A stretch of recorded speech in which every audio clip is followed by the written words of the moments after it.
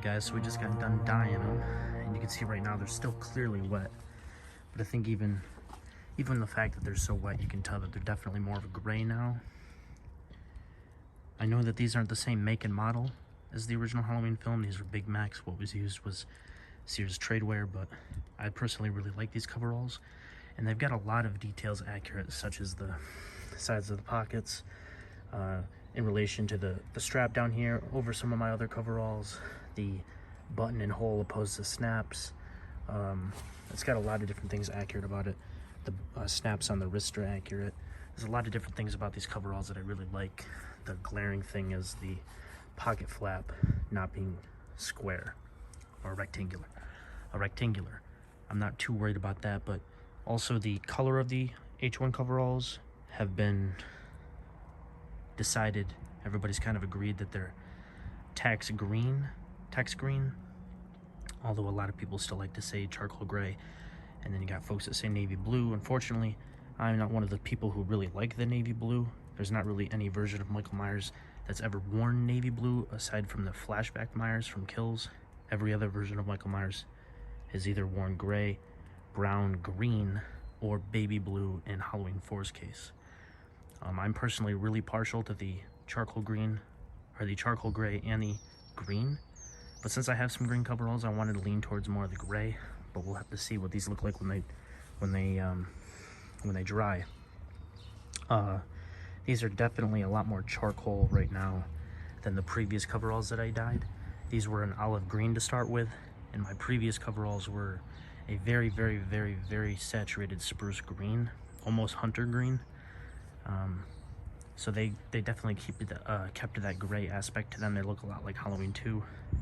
These ones, I'm thinking that they're gonna stay pretty strong in the charcoal range, just because how unsaturated and how mute the olive green was. But we just got done dyeing these, so we'll see what they look like when they dry. And I hope you guys enjoyed, and I'll see you in the next part. Stay tuned.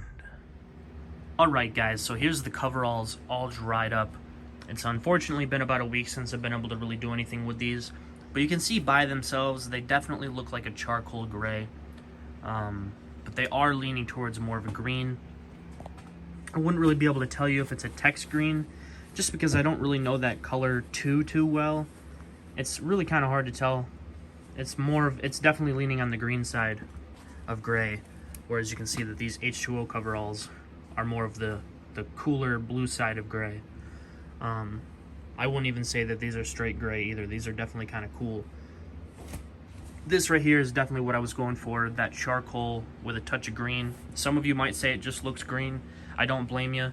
On camera, they definitely look more of a green than they do in person. In person, they're still green, but they have that gray quality. So that's what I was looking for. These are the previous coveralls that I dyed. These were like a strong spruce green. They were almost that color right there, the background color of that St. Patty's cup. And I dyed them charcoal gray, and they got this color. And you can see that they're a little bit more saturated than these ones, and these almost look gray right now too. It's very, very strange how these fabrics pick up lighting. But by itself, it looks gray with a touch of green, which is really what I was going for. I would be giving you guys this outside, but it's not really, hasn't really been any good weather lately. It's been raining and all kinds of wet dampness, so this is the best I can do right now. But we're gonna start weathering, so let's go ahead and get into that. Alright guys, so I do want to say, if you're gonna dye your coveralls like this, make sure that you leave the bucket that you have the dye in. Make sure you leave that like in the garage or something like that. That way you can reuse it if you need to. It's going to be a little bit difficult because the water does need to be hot from my understanding. So maybe if you leave it out on a hot summer's day, you'll be able to get it to heat up enough if you do think that these need another dunk. And also you could use that dye to go ahead and do the artificial greasing that we're going to do for this. That didn't really work for me because, like I said, the water wasn't hot.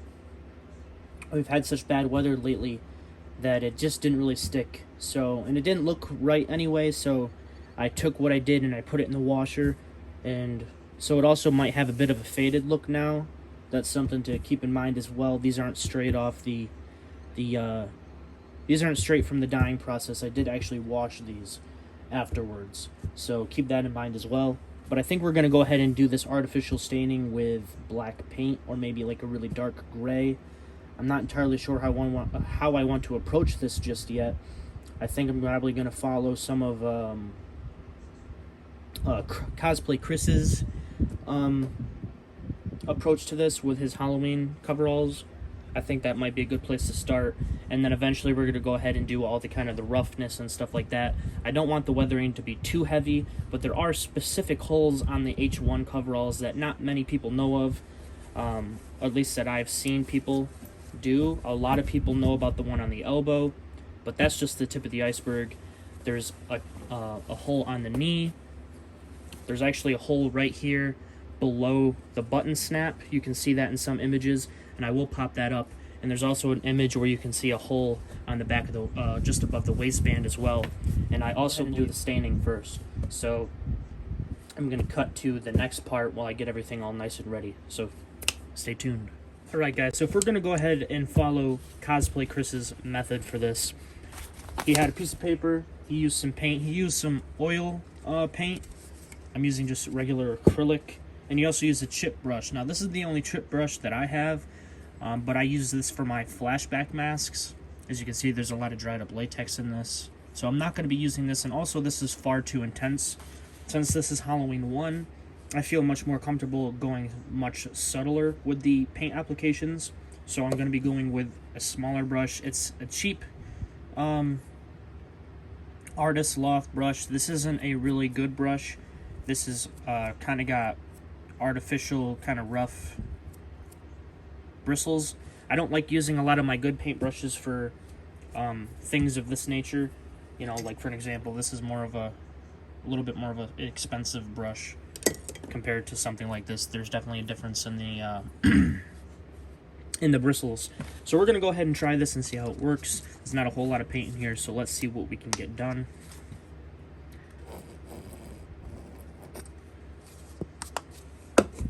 We'll see how this works.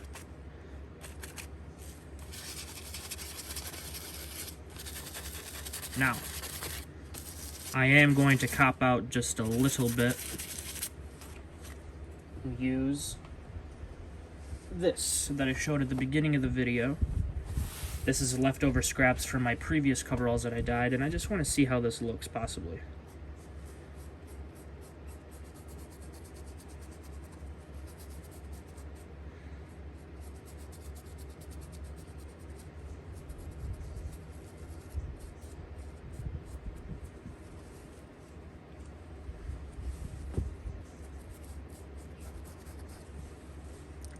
And I don't know if you can really see that all that well, but you can see that just in kind of those areas, it seems like it'll work out nicely. It's not too intense, so I think we're going to go ahead and go with this method. I'm pretty pleased with it. So my biggest focus with this is going to be the waistband area, because the specific specific reference I'm looking at this is an image of Tommy Lee Wallace wearing the coveralls, and he's coming up behind Lori with the knife. I'll pop that image up as well. But even though it's black and white and there's kind of a lot of dark spots, it looks like the staining is very kind of random. So it looks like these are definitely a pair of coveralls that a mechanic would have used. But it looks like the waistband is pretty dark, so I'm going to go in there and do that to this. Like I said, I don't want this to be too crazy, but just kind of add some depth. Kind of go in here and stain this up as well. And as far as the weathering process goes with the sandpaper, that we're going to go pretty light with as well, just because when I think of Halloween 1, I don't think of a really distraught looking Myers. It's this first night out. Now with the coveralls, that doesn't really matter because he should have gotten them from a mechanic. So you'd think that the coveralls would be used, but for me, it's just not what I think of when I think of H1 Myers. I think of a very clean, pristine Myers. It's first night out, you know? As well as the fact that like or another thing is a lot of people like to give H1 Myers kind of more bloody hands, whether it's a figure or a cosplay. That's something that I've never been a real big fan of. I mean, it's his first night out. He escaped the asylum just the night before, and he also got a shower the night before, because if you remember, it was pouring raining when he escaped. And he only killed one person and a dog by the time he started chasing Lori, so the fact that his hands would be all kind of dirty and stuff like that, that's not kind of how I like it. So I like a very clean, pristine Myers, at least when it comes to H1. Whether that's, you know, supposed to be the case or not, this is kind of how I like it. And you can see that this is just very subtle, and it's working out nicely, and I'm getting to the point right now where I'm a lot more confident about this, and I'm not thinking that I'm going to ruin these coveralls, because these are official Big Macs. Now, these aren't the same make and model that was used in the movie, just to reiterate that fact from earlier. The ones that were used in the movie seem to have been Sears Tradewear coveralls. And Halloween 2 is leisure wear. These are Big Macs. I do like the look of these, though, and in my opinion, they're pretty damn accurate apart from just this system right here, which I have been contemplating on whether or not I should remove this button just so that I can get that to lay a little bit more flush. I haven't decided upon that yet, but let's go ahead and stop talking and kind of get back into this a little bit. So, yeah, guys, definitely don't be scared to do this, because you can see I was a little bit worried about it, and it's definitely working out nicely. So, as far as this kind of weathering process goes, it seems to be pretty sharp. So, I wouldn't be too worried about it if I were you.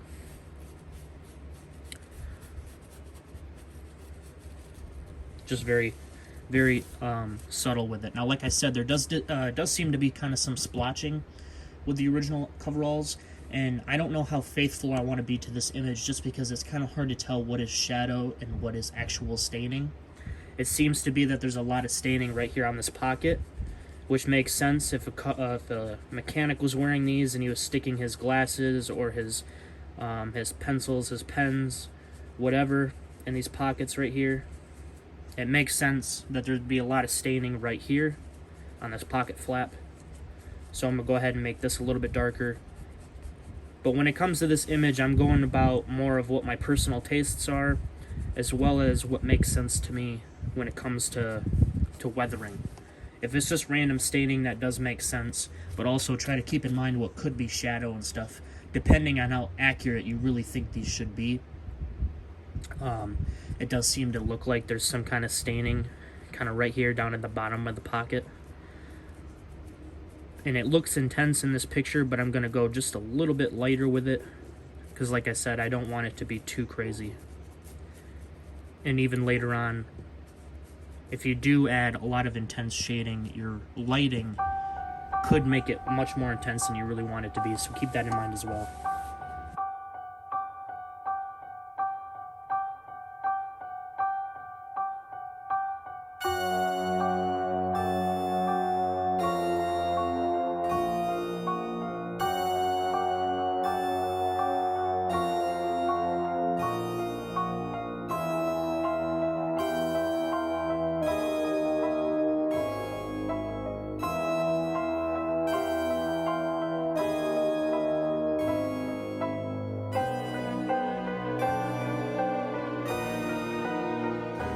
It also seems like there's some weathering on the inside of the flap. Ooh. Lost one of my lights there, folks. But it looks like there's some weathering on the inside of the pocket flaps, but I do have an up-close image of the pocket flaps, or the lapels and the collar, that I will be copying later on. So for this, it looks like maybe we could go with some... Watch out, bud.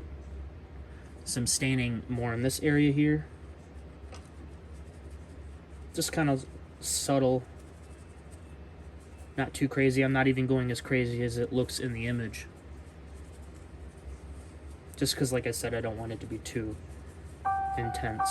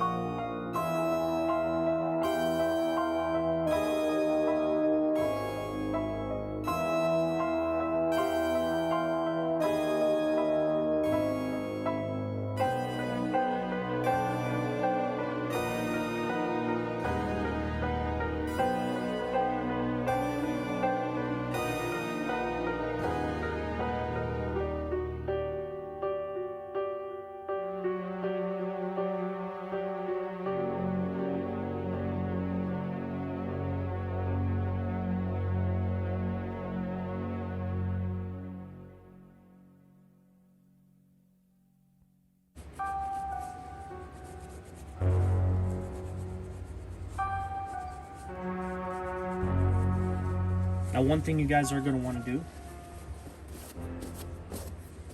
going to want to go ahead and make sure you stain up the wrists.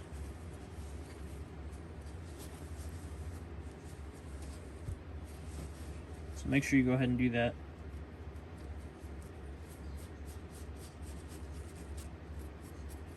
Now this is an area where I think you could get away with getting a little bit more intense. But for me, I don't think I'm going to take that approach. Like I said, I like a nice clean Myers when it comes to the first movie. I don't know why, but I don't like no blood being on him. I don't like no blood being on his hands, the suit. And even when it comes to the mask, I personally really like the look of the skin tone. But sometimes I think it can just be a little too heavy-handed. And it's not my personal taste. I like more the idea of more of a white mask with kind of dirt weathering, opposed to actually seeing the paint rubbed off. And a lot of the images that I've looked at of the hero mask, I have sort of my own opinions about how that mask really looked compared to how people paint it and say that it looked. And a lot of that kind of preference and a lot of those ideas come from the fact that the mask just really doesn't look like it has that much weathering to it when you look at it later on. You know, when you look at it with the way that it looks today where it's all rotted, it doesn't really have a lot of skin tone showing through. When you look at it in the early 2000s and the late 90s when Dick Warlock still had it in his possession, you don't see a lot of skin tone on it. Or even those images from, I believe it was Friday 3 or 4, where Dick Warlock dressed up as Myers with Jason. I think that was Halloween, or I think that was Friday 3. I'm not entirely sure, though. I don't know as much about that franchise as I do Halloween 1, or Halloween. Well, really just Halloween 1. That's really the main movie that I care about. But I know a lot about the other films as well, but Halloween 1 is the cream of the crop, in my opinion. It's the bee's knees and all that good stuff. So I'm probably going to go ahead and show you just a little bit more, and then we're probably going to skip to when I'm finished with this. It's going to be the same process going throughout. Just kind of, look at the images the best you can, and then kind of also mix that in with your own personal preferences. So I'm going to go ahead and do that, and I'll see you guys in the next part. Alright guys, so I didn't really go too much further from where I was, just a little bit, just because I was afraid of overdoing it too much. So right now we're going to get into the weathering, and I have two different grades of sandpaper here. Actually I have a few more than that, but I think I'm going to go with, let's see what I got. I think we're going to go with 60. This is a little bit more of a brittle. I got two kinds of 60 as well. I got 60 and 100 grit sandpaper off the top of my head. But I think I'm going to go with 60. But I have two different kinds of 60. So I'm going to go with this. This is a little bit more pliable, a little bit more controllable. You can see that this is a little bit more brittle. So I'm going to go with this kind right here. And we're just going to do some light scuffing. Just some light scuffing. High traffic areas around the edge of the pockets. And like I said, I don't want H1 Myers to be too roughed up and rugged. Out of all the pictures I've seen, where it seems like the most weathering occurred, well, let me rephrase that. The most weathering that I've seen on the H1 coveralls is in the collar. But that's just because it's a really nice, up-close, well-lit image, and I'll put up the image that I'm referring to when I say that. As far as the rest of the coveralls go, it's only guesswork. You could guess that the coveralls were really kind of weathered heavy if the collar is weathered heavy. It only makes sense. You just can't see the rest of it. But since you're heading into areas that are a little bit more unknown, I think it's just better to be safe than sorry. Just because it's really just kind of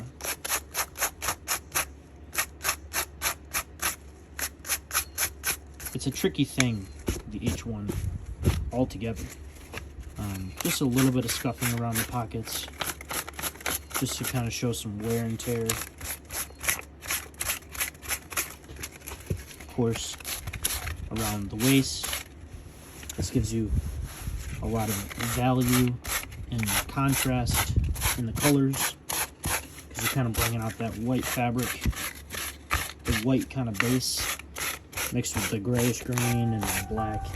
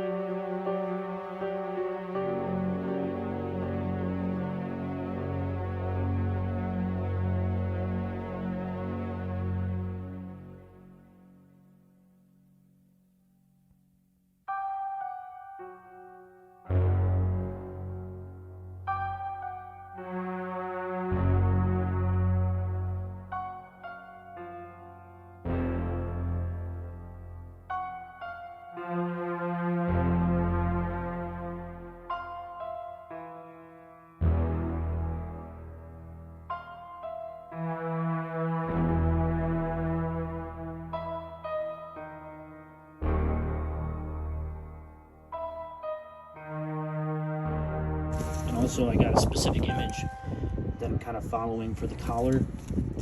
Kind of have it memorized a little bit at this point.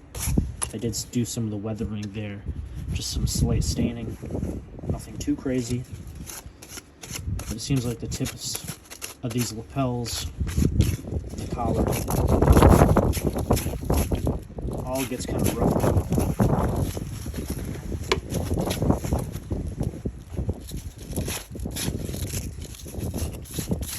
Now, I don't know if anybody's ever answered this question from the original movie, but I'd be very surprised, or not very surprised, I'd be very eager to find out where the actual original coveralls came from. Because if you look at the Halloween 2 coveralls, it's most likely that they just bought them when they did the movie. But for Halloween 1, since they look like real mechanics coveralls, they look like they were used for real world work, I'd be surprised on where they came from. And the Jungle Boots too. I'd like to know whose boots they were, or if they got them at the Salvation Army or some secondhand shop like that. That's probably where they got the jumpsuit as well, but it'd be cool to find out if it actually belonged to Nick Castle, or if it belonged to Tommy Lee Wallace, or somebody else that was on the set of Halloween 1. But it could be just possible that they just found it at some kind of shop. And this information might be out there, and I just am not aware of it at this point. I don't know. But that is possible. Now, when it comes to all this staining and this kind of sandpaper work right here, this is what I'm least concerned with when it comes to this. The parts of this that I'm most concerned with is getting the holes on the jumpsuit accurate. So what I'm going to do is I'm going to go ahead and look through all of my reference and make sure that I've got everything kind of down to a science. I've got everything kind of generalized in my head, but in terms of getting the position of things just accurate or just perfect, I'm going to try to do that. So I'm going to stop this one more time, and we're going to go ahead and do that, and I'll jump right back into this. But generally speaking, I know where everything goes, but I want to get positions down to a science if that's possible. So I'm going to go ahead and do that, and I'll be right back in just a second. Alright guys, so I went back and I looked, and I don't think that there is a hole on the back pocket. I'm not entirely sure where I got that from, but the only scene that you would have been able to see it in the movie anyway is when he steps into the car, and you can't see it there, So I'm not entirely sure where I got that from, but in terms of everything else, I think I've got it down pretty pat. The only thing is like things like this hole on the elbow. It's like, is it really the elbow? I'd put these on, but these are they don't fit me. These are made to fit. I bought these to fit my cousin because he's the one who's going to be portraying Michael Myers in whatever fan films that we do. So these fit him, and also these are closer to the actual frame of Nick Castle than they would be mine. I'm a little bit taller than Nick Castle, so these for a life-size display would be more accurate than ones that would fit me. So like, I don't have Andrew, my cousin, here, so if this is not on the elbow exactly, then it is what it is, but this is what we're going with. So in order to achieve this, it's pretty simple, really. And you can see we have the other hole right here. This is a hole that is accurate. You can see it in two very popular behind-the-scenes images of Halloween 1. There is a hole right there. It's underneath the pocket button, but I didn't want to go too low with it because I don't want to risk the chances of us seeing the zipper, which is something that's going to cause a lot of light reflection. So I went right in that sweet spot right there. Hopefully that's as accurate as possible. And also, the other hole that we're going with is, it's a little bit hard to see just because I marked them with pencil.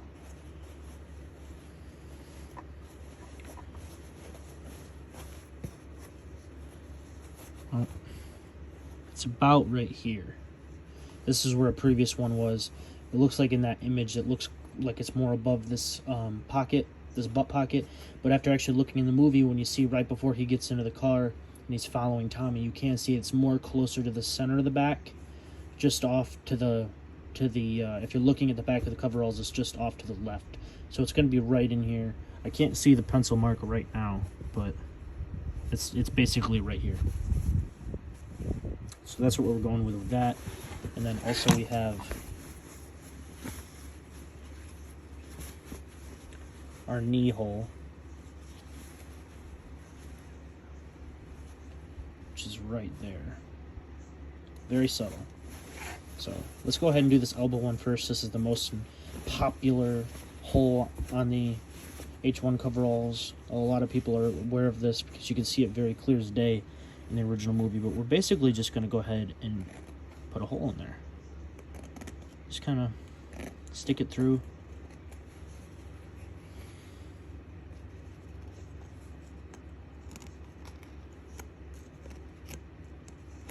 Fray it up a bit. Then take our trusty sandpaper and open that sucker up. Very simple stuff here. And it is very prominent. It's one of the most prominent holes on the actual jumpsuit. The biggest hole is on the one on the back, but you don't ever really see that in the movie clearly. This is the one that's the most clear to see in the movie. So it's a very prominent hole that many folks are aware of. So I would go ahead and make that a decent size. Go ahead and stick this in there.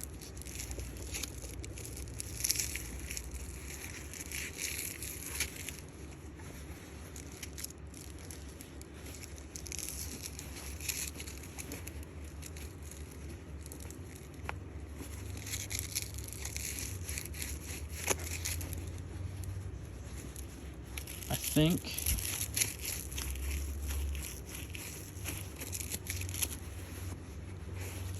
that's pretty good. So we're going with that. Then our next hole we're going with is on the chest. It's right here. Going right there with it. Again, two very popular behind the scenes images represent this hole, so it is accurate. So we're going to go straight through there. Now whether it goes through, now these aren't the exact same make and model, but you see we have a second layer of fabric there. Whether it goes through both layers of fabric, not too sure. I would assume it only goes through the one. The chances of it going through both are kind of slim. So I'm only going to go through the one layer of fabric for this, and also that gives us a little bit more protection by the chances of seeing the zipper or anything like that, or these buttons. maybe wouldn't that would have to be a pretty crazy angle in order to see the zipper. So maybe it's not something we have to worry about, but we're only going to go through that first layer of fabric for this. And I went over just a little bit too far with that, so be careful. But it's not bad. And this one's not one that I want to make too subtle or too intense, just because it's something that not many people noticed, and it's something that I haven't noticed until a few months ago, really. So it's not really something that has ever gained that much attention, so I don't want it to be too big. Now maybe we can go ahead and slit it sideways just to have it open up just a little bit more. That right there was definitely a bit of an accident, so try not to recreate that. If we can go ahead and stick this in there. I think that's pretty good. So we got that one. Now we're going to move on to the knee.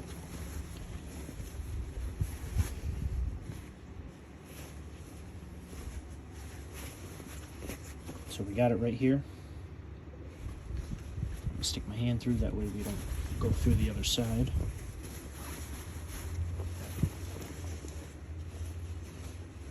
And I keep hitting the camera with my stomach, so I apologize for that. But right here is where we're going to go.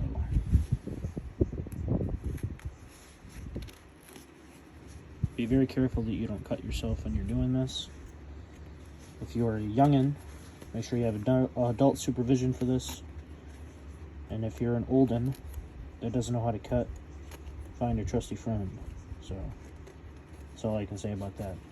Now again, this is another one that I haven't seen too many people replicate when it comes to their custom coveralls.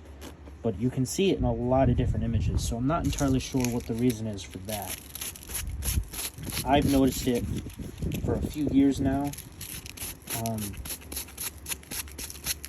So I'm not too sure why not many other people have replicated it. Because you can see it in quite a few very popular behind-the-scenes images. So that is a bit strange to me. But I think that's pretty good right there. So then we're going to move on to the back. This right here is just a little bit of a damp spot because I put the mark there originally, but then I just wiped it off. So that's still wet. But the actual mark that we're going to go with, I cannot find, but it would be about right here. We're going to go right there. I want it to be kind of more in the center of the back. You can see right there, there's a seam between the two pants, the two legs. So we're going to go just off to the right or the left of that if you're looking at it from the back, just to the left. We're going to go right there. We're going to want to do a little bit of an X motion with this so we can get that to open up kind of nicely. And we're going to go more up with it, further away from the waistband. And a good way to really open these up is, of course, to stick your finger through.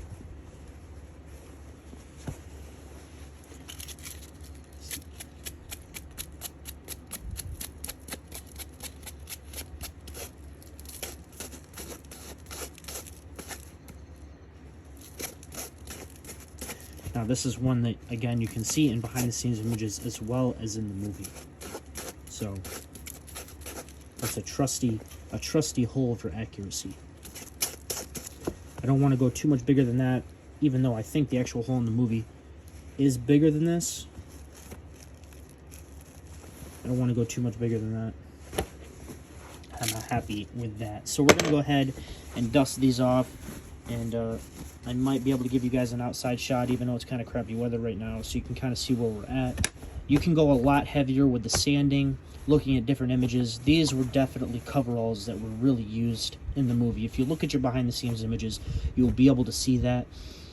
You can definitely go more heavier with the weathering in certain areas, whether it's staining or sanding. It's all going to work out nicely as long as you hit it with some kind of precision and some kind of intent. If you go kind of willy-nilly, too willy-nilly with it, you might mess them up and you might regret it. So I'd be kind of careful with it. And again, the reason I'm not going too crazy with it is simply because it's not something that's going to be too noticeable if you're using these in the fan film. But if you want them to have some sort of accuracy, you can get more crazy with it. But I'm going to pop these. I'm going to bring these outside. I don't know what I was doing with pop, but I'm going to bring these outside, hang them up so you guys get more of a daylight shot with them. So let's go ahead and do that now. All right, guys, so we're able to get a bit of sun here, so I can show these off quite nicely in the nice sunlight. As you can see, they came out pretty good. You get your, you know, your accurate weathering. This hole could have been a little bit higher to more accurately land on the knee. Got Chief right here, but I'm not too displeased with these. I'm pretty happy with it. The weathering that we did around these areas is really not that noticeable, so you could probably go in and do that a little bit more. And even the sandpapering that we did, it's not too crazy, so you can definitely go ahead and do this a little bit more intense for yourself. But for me, I don't know, I'm not sure. I think getting them in the washer again might give them a nice distressed look, or leaving them out in the sun to get a little bit faded. But yeah, maybe just a little bit more sandpapering, but all of this would be the same techniques that I showed in this video. So if you guys did enjoy the video, actually before I go ahead and do that, I will show you the back of this. So you can see that one hole right there. Yep, they're not bad. So I might be going ahead and leaving them in the sun, and then maybe attack it with just a little bit more sandpaper. As far as any kind of grease staining, I don't think that that's necessary. But I hope you guys enjoyed the video. If you did, hit the like button, subscribe, notification bell. All that would be greatly appreciated if you decide to do so. And of course, until next time, true believers.